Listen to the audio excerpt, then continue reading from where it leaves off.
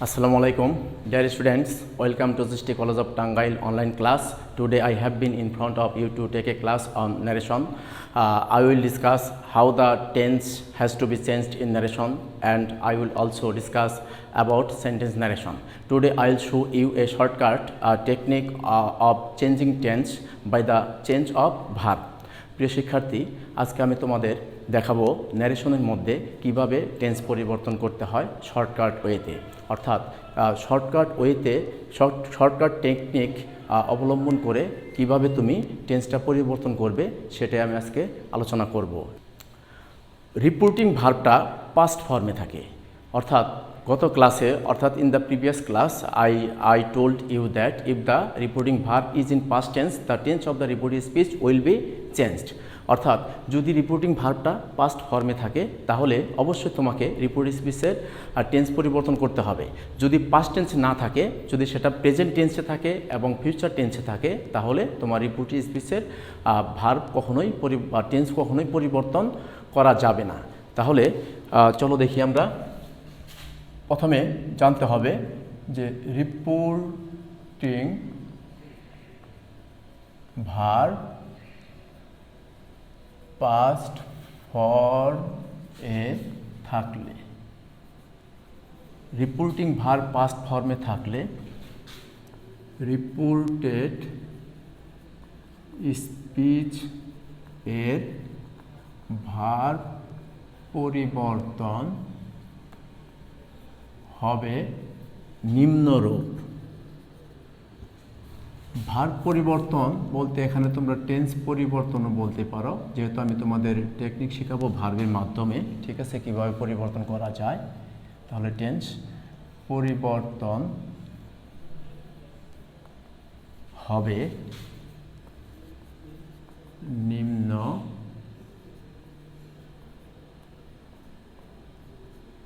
রূপ। তাহলে তোমাকে লিখতে হবে ডাইরেক্ট এবং ইনডাইরেক্ট। তুমি ভার্ব দ্বারা কিভাবে তুমি ন্যারেশনের ক্ষেত্রে টেন্স পরিবর্তন করবে। ডাইরেক্ট ন্যারেশনে যদি ভার্বটা প্রেজেন্ট ফর্মে থাকলে, অর্থাৎ ভার্ব প্রেজেন্ট ফর্ম হলে ইনডাইরেক্টে যেয়ে ভার্ব হবে পাস্ট ফর্ম।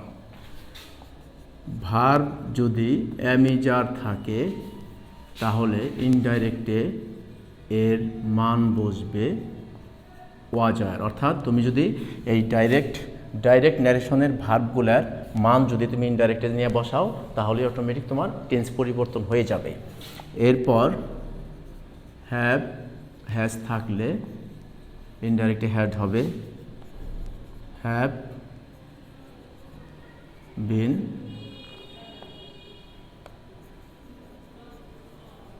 হ্যাজ বিন থাকলে হ্যাড বিন হবে। আবার ভার্ব পাস্ট ফর্ম হলে হ্যাড প্লাস V3, মানে ভার্বের পাস্ট পার্টিসিপল হবে। ভার্ব ওয়াজার থাকলে হ্যাড বিন হবে।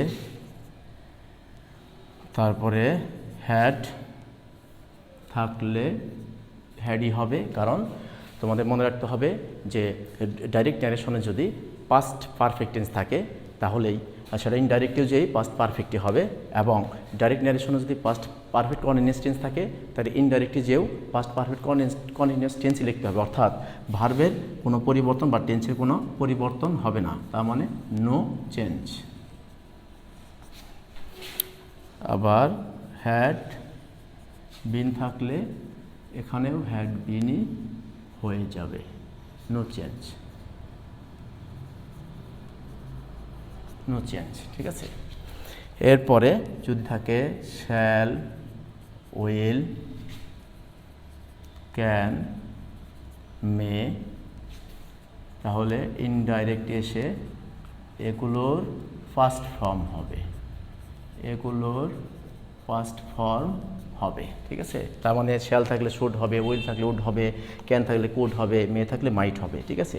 আরেকটি আছে, যদিও জায়গা কম, তারপরে আমি লিখতেছি এখানেই মাস্ট থাকলে এখানে ইনডাইরেক্ট যে হ্যাড টু হবে, ঠিক আছে। মাস্ট থাকলে মাস্টের পরিবর্তে হ্যাড টু ইউজ করতে হবে। অর্থাৎ তোমাদের যে চার্টটা দেখালাম, অর্থাৎ একটা শখ দেখালাম, এই শখটা যদি তোমরা মুখস্থ করো তাহলে তোমাদের ন্যারেশনের ক্ষেত্রে টেন্স পরিবর্তনে আর ভুল হবে না। কারণ অনেক স্টুডেন্ট আছো যারা টেন্স পরিবর্তন করতে পারো না, যার কারণে তোমাদের ন্যারেশনটা ভুল হয়ে যায়, ঠিক আছে। তো আশা করছি তোমাদের আর কখনোই টেন্স ভুল হবে না, তোমরা যদি এই শর্টকাট টেকনিকটা মনে রাখতে পারো। তোমরা একটা স্ক্রিনশট দিয়ে রাখতে পারো তোমাদের কোনো সমস্যা হলে, ঠিক আছে। আচ্ছা, ওকে, একটা এক্সাম্পল দেখো। আমি এখানে একটা এক্সাম্পল দেখাচ্ছি, যেমন হি said to me I have broken the glass। দেখো এই ক্ষেত্রে আমি চেঞ্জ করব, হি told me that। হি এখন আসো ভার্বের পরিবর্তন, ঠিক আছে। দেখো রিপোর্টিং ভার্বটা পাস্ট ফর্মে থাকলে, ঠিক আছে, তাহলে এই রিপোর্ট স্পিচের টেন্স পরিবর্তন করতে হবে। তাহলে এই ক্ষেত্রে অবশ্যই পাস্ট ফর্ম আছে, তাহলে আমার কি টেন্স পরিবর্তন হবে। তুমি যেহেতু জানো না যে প্রেজেন্ট পারফেক্ট টেন্স থাকলে পাস্ট পারফেক্ট টেন্স হয়ে যাবে, সেই ক্ষেত্রে তোমাকে এই শর্টকাট টেকনিক অবলম্বন করতে হবে। তাহলে দেখো তুমি ডাইরেক্ট স্পিচে কি আছে, হ্যাভ আছে, তাহলে এখানে হ্যাভ আছে, তাহলে এই ক্ষেত্রে তুমি কী করবা, ইনডাইরেক্টে যে সেটা হ্যাড হয়ে যাবে, অর্থাৎ এইটার মান বসাও হলো হ্যাড, আর বাকি যা আছে লেখো, হয়ে গেছে। দেখো আমি একটাকে বলছি যে রিপোর্টেড স্পিচে প্রেজেন্ট পারফেক্ট টেন্স থাকলে সেটা সবসময় ইনডাইরেক্টলি যে পাস্ট পারফেক্ট টেন্স হয়ে যাবে। তাহলে পাস্ট পারফেক্ট টেন্সের গঠন কি, subject plus had plus V three, অর্থাৎ ভার্বের পাস্ট পার্টিসিপল যা আছে বাকিটা, ঠিক আছে। তো এই হলো তোমাদের শর্টকাট টেকনিক দেখালাম। এখন আসো সেন্টেন্স ন্যারেশন, অর্থাৎ মূল আলোচনায় যাব। সেন্টেন্স ন্যারেশনের মূল আলোচনা চলে আসো এখন। প্রথমেই অ্যাসার্টিভ সেন্টেন্স। অ্যাসার্টিভ সেন্টেন্স, প্রথমেই অ্যাসার্টিভ সেন্টেন্সকে ডাইরেক্ট থেকে ইনডাইরেক্ট করতে গেলে প্রথমে তোমাকে নিয়ম জানতে হবে, কীভাবে করতে হবে। তোমাদের মনে রাখতে হবে যে অ্যাসার্টিভ সেন্টেন্সকে ডাইরেক্ট থেকে ইনডাইরেক্ট করতে গেলে রিপোর্টিং ভার্ব সের পরিবর্তে টেল বসবে যদি ভার্বের অবজেক্ট থাকে। অবজেক্ট না থাকলে সে ভার্বের কোনো পরিবর্তন করার প্রয়োজন নেই, এবং কমার পরিবর্তে দ্যাট ব্যবহার করতে হবে। আর বাকি তোমার টেন্স এবং নাম্বার পারসন পরিবর্তন করলেই হয়ে যাবে। তো দেখো আমি রুলটা লিখে দিচ্ছি, অ্যাসার্টিভ সেন্টেন্সকে ডাইরেক্ট থেকে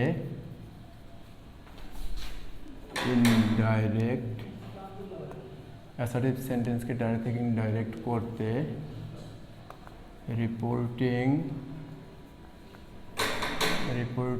ভার্ব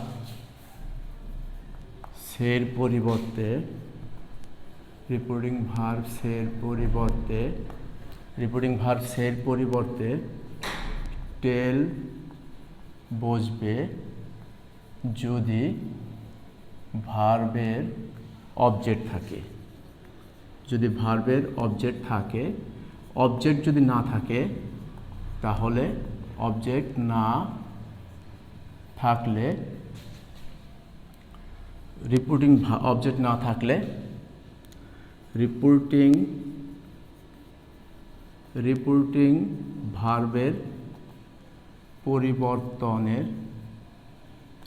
ভার্বের পরিবর্তনের প্রয়োজন নেই, এবং কমার পরিবর্তে দ্যাট বসবে। অর্থাৎ অ্যাসার্টিভ সেন্টেন্সকে ডাইরেক্ট থেকে ইনডাইরেক্ট করতে গেলে রিপোর্টিং ভার্ব সের পরিবর্তে টেল বসবে যদি ভার্বের অবজেক্ট থাকে। অবজেক্ট না থাকলে রিপোর্টিং ভার্বের পরিবর্তনের প্রয়োজন নেই, কমার পরিবর্তে দ্যাট বসবে। চলো একটা এক্সাম্পলে দেখি, যেমন হি সেড টু মি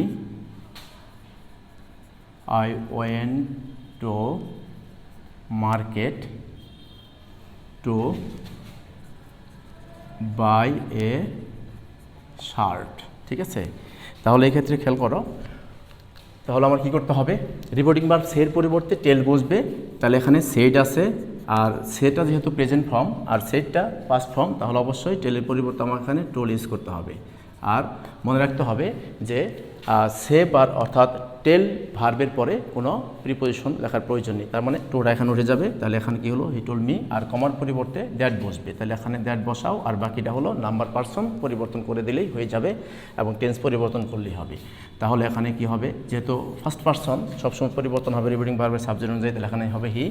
এবং এখন আমি তোমাদের একটু আগে দেখিয়েছি যে ভার্ব কীভাবে পরিবর্তন করতে হয়, টেন্সটা কীভাবে পরিবর্তন করতে হয়। যদি রিপিটিং ভার্ব পাস্ট ফর্ম থাকে তাহলে অবশ্যই এখানকার টেন্স পরিবর্তন হবে, তার মানে ভার্ব পরিবর্তন হবে। তাহলে ভার্বের পাস্ট ফর্ম থাকলে কি হয়, হ্যাড প্লাস V3, অর্থাৎ হ্যাড গন টু মার্কেট। বাকিটুকু লিখে দাও, এ শার্ট। এই হয়ে গেল তোমার অ্যাসার্টিভ সেন্টেন্স। এখন আসো, যদি অ্যাসার্টিভ সেন্টেন্সে অর্থাৎ রিপোর্টিভ স্পিচে, অ্যাসার্টিভ সেন্টেন্সে যদি রিপোর্টিভ স্পিচে তোমার থাকে হলো ইউনিভার্সাল ট্রুথ, অর্থাৎ চিরন্তন সত্য কোনো সেন্টেন্স থাকে, কোনো বাক্য থাকে, তাহলে সেই ক্ষেত্রে তোমার এই রিপোর্টিভ স্পিচে কোনো টেন্স পরিবর্তন হবে না, শুধু রিপোর্টিং ভার্ব পরিবর্তন করলেই চলবে। ঠিক আছে, তাহলে এই ক্ষেত্রে আমি কি লিখব, যেমন honesty is the best policy. তাহলে এই ক্ষেত্রে খেয়াল করো, তাহলে আমি রিপোর্টিং ভার্বটা পরিবর্তন করলাম, আর এই জায়গায় তোমার দ্যাট বসাইতে হবে একটি, কমার পরিবর্তে দ্যাট বসবে। আর এখানকার টেন্সে কোনো পরিবর্তন হবে না, কারণ এই সেন্টেন্সটি হলো চিরন্তন সত্য, অর্থাৎ যে সেন্টেন্সগুলো সারা জীবনে সত্য, চিরন্তন সত্য, সে সেন্টেন্সের কোনো টেন্স পরিবর্তন হবে না। Honesty is the best policy. Honesty is the best policy, অর্থাৎ দেখো এখানে কোনো টেন্সের পরিবর্তন হয় নাই, কারণ যদিও ভার্বটা পাস্ট ফর্ম ছিল কিন্তু টেন্সটা হয়ে গেছে প্রেজেন্ট টেন্স, অর্থাৎ প্রেজেন্ট টেন্সই হবে চিরন্তন বাক্য সেন্টেন্সগুলো। ঠিক আছে, এই ছিল অ্যাসার্টিভ সেন্টেন্স। আরেকটা জিনিস তোমাদের দেখাচ্ছি, সেটা হলো যদি এখানে অবজেক্ট না থাকতো তাহলে এই জায়গায় টুল না লিখলেও চলতো, তুমি শুধু সেট লিখলেই হয়ে যেত। ঠিক আছে, তো এটা আমি যেহেতু এখানে তোমাদের বলে দিয়েছি। এরপর আসো ইন্টারোগেটিভ সেন্টেন্স। ইন্টারোগেটিভ সেন্টেন্সকে কিভাবে ইনডাইরেক্টে পরিবর্তন করতে হবে। দেখো আমি তোমাদের এখানে একটা নিয়ম লিখেছি, আমি শুধু এই নিয়ম থেকেই তোমাদের ইন্টারোগেটিভ সেন্টেন্সের নিয়মটা দেখাবো। তাহলে ইন্টারোগেটিভ সেন্টেন্সকে প্রথমে এটুকু লিখতে হবে তোমাদের। ইন্টারোগেটিভ সেন্টেন্সকে ডাইরেক্ট থেকে ইনডাইরেক্ট করতে রিপোর্টিং ভার্ব সের পরিবর্তে এখানে শুধু তোমরা লিখবে হলো আস্ক।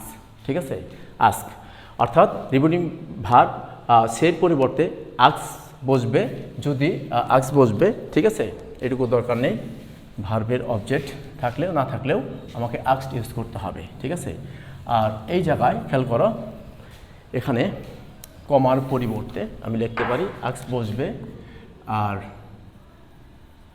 কমার পরিবর্তে ইফ বসবে যদি রিপোর্টেড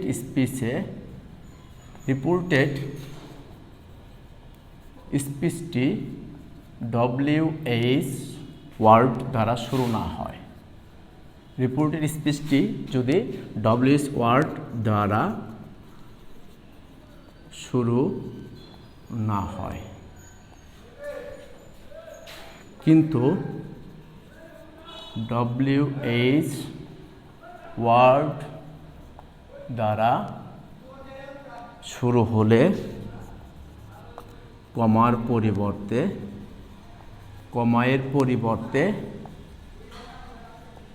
WH ওয়ার্ডই বসবে, WH ওয়ার্ডই বসবে। এবং সেন্টেন্সটি অ্যাসার্টিভ সেন্টেন্স হয়ে যাবে, অ্যাসার্টিভ সেন্টেন্স হবে। অর্থাৎ ইন্টারোগেটিভ সেন্টেন্সকে ডাইরেক্ট থেকে ইনডাইরেক্ট করতে গেলে রিপিটিং ভার্ব সের পরিবর্তে আস্ক বসাতে হবে এবং কমার পরিবর্তে ইফ বসবে যদি রিপোর্টেড স্পিচটি ডব্লিউএস ওয়ার্ড দ্বারা শুরু হয়, অর্থাৎ যদি ডব্লিউএস কোশ্চেন থাকে ডব্লিউএস ওয়ার্ড দ্বারা যদি রিপোর্টেড স্পিচটি শুরু করা হয় তাহলে সেই ক্ষেত্রে ইফ শুরু না করা হয় তাহলে সেই ক্ষেত্রে ইফ দ্বারা তোমাকে সেন্টেন্সটা ইনডাইরেক্ট করতে হবে, ঠিক আছে।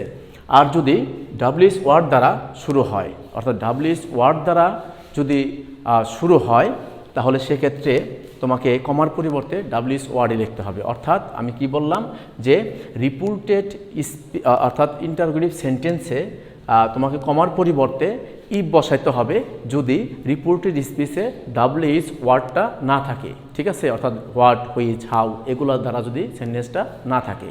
আর যদি ডব্লিউএস ওয়ার্ড দ্বারা সেন্টেন্স থাকে, যেমন ডব্লিউএস ওয়ার্ড হলো হোয়াট, হুইচ, হাউ, ঠিক আছে, হোয়েন এগুলো দ্বারা থাকলে তাহলে কমার পরিবর্তে ইফ লেখা যাবে না, তোমাকে ডব্লিউএস ওয়ার্ডই ইউজ করতে হবে, ঠিক আছে। তাহলে একটা এক্সাম্পল দেখো, যেমন he said to me what is your name। তাহলে এই ক্ষেত্রে কি হবে দেখো, আমি বলেছি যে ইন্টারোগেটিভ সেন্টেন্সকে ডাইরেক্ট থেকে ইনডাইরেক্ট করতে রিপিটিং ভার্ব সের পরিবর্তে কি বসবে, আস্ক বসবে। তাহলে এখানে হবে আস্ক, বাট এখানে হবে আস্কড। আস্কড হবে কারণ যেহেতু সেটা ছিল প্রেজেন্ট ফর্ম, বাট এখানে সেটা হলো পাস্ট ফর্ম, তাহলে আস্কড এটা পাস্ট ফর্ম হয়ে যাবে, হি আস্কড মি। আর এরপরে আস্কডের পরে অবজেক্ট থাকলে কোনো টু লেখার প্রয়োজন নাই, টু উঠে যাবে, ঠিক আছে। টেল, আস্কড এগুলোর পরে কোনো অবজেক্ট থাকলে টু লিখতে হয় না। এরপরে এখন দেখো এক্ষেত্রে আমার ডব্লিউএস ওয়ার্ড দ্বারা সেন্টেন্সটা শুরু হয়েছে, তাহলে কমার পরিবর্তে আমাকে ডব্লিউএইচ ওয়ার্ডই রাখতে হবে, ঠিক আছে। এরপর নিয়ে আসতে হবে সাবজেক্ট। সাবজেক্ট বলতে এখানে ইউর নেম, ইউরটা হলো সেকেন্ড পারসন, গত ক্লাসে দেখিয়েছিলাম যে পারসন পরিবর্তন কীভাবে করতে হয়। সেকেন্ড পারসন পরিবর্তন হবে সবসময় অবজেক্ট দেখে, তাহলে এখানে ইউর নেম বলতে হলো মাই নেম আসবে আমার এখানে, কারণ সেকেন্ড পারসন পরিবর্তন হয় এখানে সবসময় রিপিটিং ভার্বের অবজেক্ট অনুযায়ী, যেহেতু ফার্স্ট পারসন আছে তাহলে হবে মাই নেম। আর এখানে টেন্স পরিবর্তন করতে হবে কারণ যেহেতু এখানে সেড আছে, তাহলে অ্যামিজারের পরিবর্তে আমি দেখিয়েছিলাম ওয়াজ ওয়ার হয়, তাহলে এই ক্ষেত্রে হবে হোয়াট মাই নেম ওয়াজ। এবং দেখো এই সেন্টেন্সটা হয়ে গেল অ্যাসার্টিভ সেন্টেন্স, ঠিক আছে। আরেকটি এক্সাম্পল যদি আমি লিখি তাহলে সেটা কি দাঁড়ায় দেখো, আরেকটি এক্সাম্পল যদি লিখি আমি এইভাবে, যেমন ডিড